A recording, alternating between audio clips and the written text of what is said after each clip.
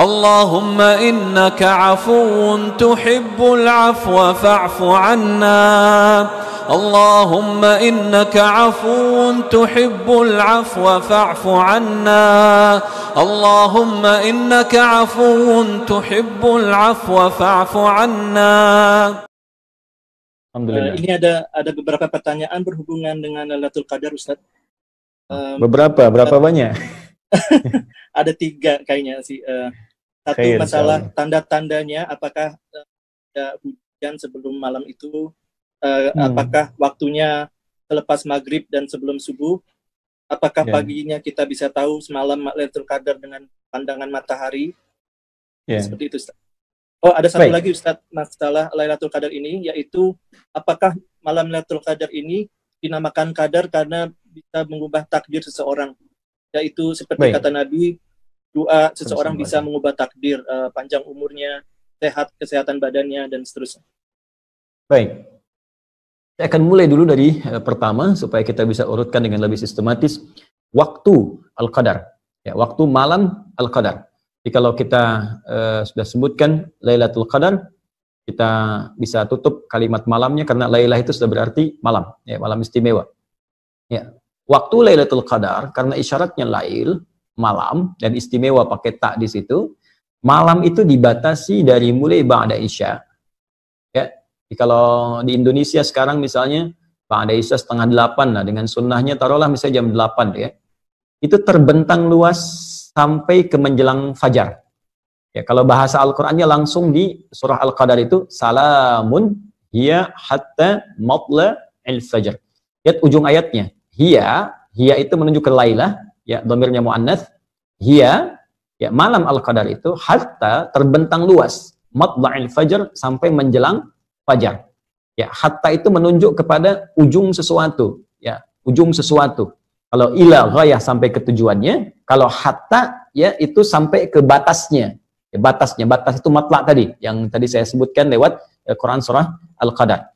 Kalau saya katakan begini misalnya, ana sausafir min Jakarta ila Eropa hatta Amerika. Saya akan pergi nih ya dari Jakarta ke Eropa sampai ke Amerika. Ya, artinya kan batasnya di Amerika kan? Ya, kalau saya katakan ila misalnya, ila itu sampai ke tempatnya, ke tujuannya. Ya, misalnya ke New York misalnya kan, sampai ke New Yorknya, itu menggunakan ila, pas tempatnya. Tapi kalau kita gunakan hatta sampai di batasnya. Nah, apa batas dari fajar itu, matla'il fajar, itu ada yang menyebutkan sahar, waktu singkat menjelang fajar. Ya, sekitar 15 sampai 25 menitan lah sebelum fajar. Jadi kalau di Indonesia fajarnya sekarang jam 4 misalnya lewat 33, ya maka kurang lebih jam 4.15 lah ya. 4.15 itu sudah sahar. Ya, sahar. Jamaknya disebut ashar. Ya, ashar ini disebut oleh Al-Quran sebagai waktu terbaik untuk istighfar. Ya, itu ada di Quran surah ke-51 ayat ke-18. Ya, wabil ashari hum yastaghfirun. Ada orang-orang yang mereka itu biasa istighfar di waktu sahar. Nah, orang yang biasa istighfar, minta ampunan kepada Allah di waktu sahar, itu nanti akan dikumpulkan dengan 4 golongan utama yang disebutkan di Quran surah Ali Imran, surah ketiga. Ayat ke-17, ya, paling kiri sebelah atas di mushaf. As-sabirina, was-sadiqina, wal-qanitina, wal-munfiqina, wal-mustaghfirina bil ashar. Ya, as-sabirina orang-orang sabar, as-sadiqina orang-orang jujur, wal-munfiqina dan orang-orang yang sering infak. Ya, wal-qanitin sebelumnya orang-orang yang khusyuk dalam salat itu akan sesurga dengan orang-orang yang sering istighfar di waktu sahar. Jadi ada yang membatasi matla' itu awal mula akan muncul fajar, jadi berakhirnya waktu sahar. Ya, sahar 15 menit, 20 menit sebelum waktu tibanya fajar, ya. Kemudian dibentangkan ke belakang, lail, dari ba'da isya. Jadi sebetulnya luas. Ya, dari jam 8 ke atas lah, sampai terus, kalau waktu Indonesia 4/4. Itu luas. Tapi kalau Anda ingin mengambil esensi yang paling bagus, saat-saat mustajab, itu memang tengah malam. Ya, di atas jam 2, kan? Ada jam 1, jam 2, jam 3, itu yang mustajab. Itu yang disebutkan di hadis Nabi, qudsi hadisnya. Dan golongan pertama yang menerima dari Nabi itu 30 orang, sahabat utama. Hampir semua sahabat utama, Abu Bakar As-Siddiq, Umar bin Khattab, Utsman bin Affan, Ali bin Abi Thalib, radhiyallahu alaihim jami'an, itu meriwayatkan hadis ini. Ya, sampai-sampai ada kalimat yang sangat indah gitu. Allah menyampaikan kepada hamba-hambanya, siapa yang meminta, aku akan kabulkan. Ya, siapa memohon aku berikan, wa man istaghfara li ghafartulah. Siapa yang minta ampun aku ampuni. Itu yang dikejar. Karena itu Nabi SAW, para sahabat radhiyallahu alaihim, orang-orang soleh zaman-zaman dulu sampai ke sekarang itu menghidupkan malamnya, khususnya untuk mengejar puncak-puncaknya. Ya, di puncaknya lagi dikejar. Jadi dari ba'da Isya itu mereka terus baca Quran, ada yang sholat, nggak berhenti tuh rata-rata. Nah, ada sebagian orang-orang termasuk di masa sekarang, ya kita pada umumnya itu mengejar puncaknya saja. Di umumnya kan ba'da Isya, tarawih, istirahat kan, bangun lagi malamnya. Ya orang dulu itu banyak istirahat di siangnya. Sehingga malamnya bisa hidup sampai dengan ke ujungnya. Jadi kalau kita katakan kembali ke Al-Quran, ditanya, Ustadz, kapan waktu Al-Qadar itu, malam Al-Qadar tepatnya, kembalikan pada keterangan Al-Quran, terbentang dari malam itu, ya ma ba'dal Isya, dari setelah Isya itu sampai ke menjelang Fajar.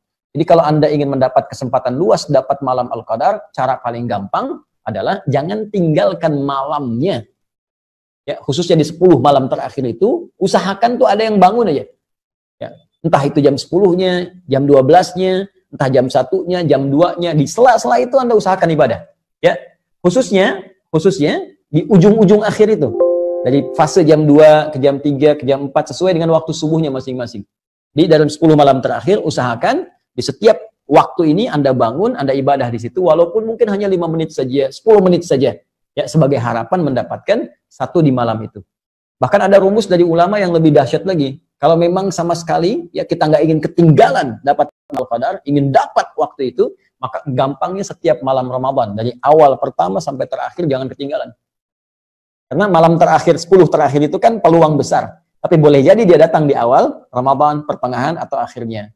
Karena itu bagi kita yang menyiapkan malam-malam terakhir, cara paling gampang kalau ingin dapat jangan tinggalkan setiap malamnya, batas akhirnya setidaknya menjelang fajar bisa 10 sampai 25 menit sebelum fajar. Ini waktunya ya, terkait dengan ya Ustadz, apakah tanda malam Al-Qadar bisa diamati gitu kan? Yes. Baik. Tanda Al-Qadar yang tersebar dalam referensi hadis-hadis Nabi SAW, khususnya di hadis Muslim, itu tidak memberikan tanda di awal, tapi lebih kepada tanda di akhir. Ya, tanda di awal yang saya maksudkan waktu menjelangnya, itu nggak ada yang spesifik. Nabi pernah bermimpi, sallallahu alaihi wasallam, ya, bermimpi ditampakkan oleh Allah malam Al-Qadar. Ya, terus keadaan setelahnya Nabi sedang dalam keadaan salat, tahiyat, ketika salam nampak lumpur, jadi di keningnya. Ya, lumpur ini nampak karena begini, di zaman Nabi itu kan masjidnya itu masih terbatas, alasnya masih tanah, kan? Kemudian tiang-tiangnya pelepah kurma, atapnya itu dari daun-daun kurma. Jadi kalau memang hujan ya hujan, bocor basah. Nah, jadi ketika hujan itu basah, pasti orang sholat itu ini kotor, ya bagian atasnya kotor. Gitu. Kalau panas ya panas. Ada sebagian sahabat yang sampai menghamparkan kayak sapu tangan untuk bisa menahan panasnya saat sujud. Anda bisa bayangkan dalam kondisi seperti itu masih semangat menunaikan sholat. Ya, ini dalil kebolehan perempuan pakai mukena, walaupun ada sedikit ya yang menghalangi dengan keningnya. Ini bukan penghalang sebetulnya, yang mukena itu. Ya, ini disampaikan dalam satu riwayat tadi yang sahabat menghamparkan semacam sapu tangan untuk bisa menjembatani dengan tanah. Ini diambil oleh para ulama kebolehan mukena, ya, walaupun akan lebih bagus kalau dibuka sehingga ini bisa nempel, tapi kalau tertutup tidak sengaja karena batas yang kecil, tidak ada masalah, termasuk kebolehan dalil menggunakan sajadah. Nah, poinnya ketika Nabi SAW bangun, itu oleh Allah dibuat gaib, dibuat lupa. Ya, waktunya kapan? Malam keberapakah? Apakah pertama, kedua, terakhir? Oleh Allah Subhanahu wa taala dibuat lupa. Tapi tanda itu masih nampak. Saya kata Nabi SAW itu tampak di kening saya itu ada lumpur. Nah, yang paling menarik, ketika ada satu waktu keesokan harinya, ya itu Nabi SAW sholat dengan sahabat subuh-subuh, begitu salam teman-teman, assalamualaikum warahmatullahi wabarakatuh, dan salam terlihatlah di kening Nabi itu ada lumpur. Maka sahabat baru menyadari, Allah tadi malam Al-Qadar. Ya, tadi malam Al-Qadar, tadi malam Lailatul Qadar gitu kan. Nah, dari sini ada yang sebagian mengambil ya kesimpulan bahwa oh itu ditandai dengan hujan sebelumnya, gitu kan? Tandai dengan apa? Tapi sesungguhnya nggak ada narasi seperti itu. Ya, narasi-narasi yang disampaikan tanda kebanyakan setelahnya. Ya, bisa ada hujan, bisa cuaca cerah, bisa jadi karena mungkin peristiwa spesifik pada zaman Nabi saja pada saat itu keadaannya mungkin hujan, ya. Boleh jadi di masa-masa yang berbeda mungkin tidak hujan. Ya, mungkin keadaannya nyaman, tenang. Nah, hanya ada digambarkan bahwa malam Paskah itu oleh Al-Quran disebutkan kalimatnya salam. Salam, tenang, damai. Nah, ini, jadi ada feel ya yang diberikan ke dalam perasaan kita. Jadi kata Allah tuh, feeling kita di hati tuh malam ini kok beda ya. Salamun. Lihat di surah Al-Qadar di ujung ayatnya. Salamun hiya hatta matla il-fajr. Salamun. Malam itu begitu tenang, damai. Jadi ada suasana satu malam yang terasa bagi sementara orang itu kok enak banget ya. Ibadahnya enak, nyaman, berdoa tuh kayak khusyuk gitu. Nah, itu ada yang menyebutkan dari sini itu tanda yang diberikan oleh Allah ke dalam jiwa kita. Ya. Baik, dan keesokan harinya itu digambarkan suasana alam. Ini kalau ini benar riwayatnya ya. Lebih tenang, kemudian nggak terlalu mendung, nggak terlalu terang, kelihatan tumbuh-tumbuhan tuh sejuk, gitu kan? Kayak habis bersujud, kayak habis wah tenang kan. Kenapa digambarkan begitu tenang? Karena di Al-Qur'an disebutkan riwayat ya dalam firman Allah Subhanahu wa taala bahwa malaikat turun semua. Tanazzalul malaikatu warruhu fiha. Allahu akbar. Ya, ruh itu kan malaikat Jibril. Malaikat Jibril itu tugasnya selesai ketika Nabi wafat untuk memberikan wahyu. Tapi hanya satu kali dalam setahun turun. Ya, dalam malam Al-Qadar. Tugasnya selesai, hanya setahun sekali turun di malam Al-Qadar. Tanazzalul malaikatu warruhu fiha. Di malaikat saking dahsyatnya malam Al-Qadar, semua malaikat turun. Termasuk Jibril. Ya, malaikat itu jamak dari kata malakun. Kalau malakun satu, ya, mahadza basyara, ya, in hadza illa malakun karim. Kata orang-orang sosialita yang kumpul di masa Nabi Yusuf, yang ini sih bukan manusia, ini malaikat yang nyamar jadi manusia. Satu orang malakun. Kalau banyak itu malaikat.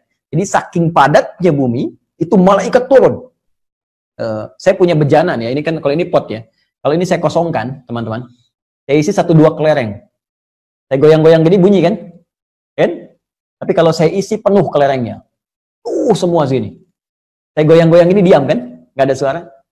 Nah, ini yang diisyaratkan oleh para ulama, saking turunnya banyak malaikat, padat keadaan bumi, sampai-sampai keadaan alam tuh begitu tenang. Berisik nggak ada, angin berisik tuh nggak ada, ya ribut-ribut nggak ada. Teduh, kenapa? Banyak malaikat yang turun. Nah, maka ada yang mengartikan, kalau Anda di malam Ramadan terasa ada ketenangan tersendiri, dan alam keadaan tenang, kayaknya sejuk, maka cepat bergegas untuk ibadah malamnya. Boleh jadi itu malam Al-Qadar. Besoknya nanti tandanya akan tampak alam yang sejuk, ya nggak terlalu terik, bulan nampak juga indah, matahari terbitnya juga kayak tenang gitu. Nah, itu feel-nya bisa berbeda satu dengan yang lainnya. Tapi kalau ingin dapat secara singkat, gampang. Setiap malam Ramadan, ya ibadah aja. Nanti salah satunya akan terasa kenikmatannya. Saya kira seperti itu, Mas Ridho. Allah Ta'ala.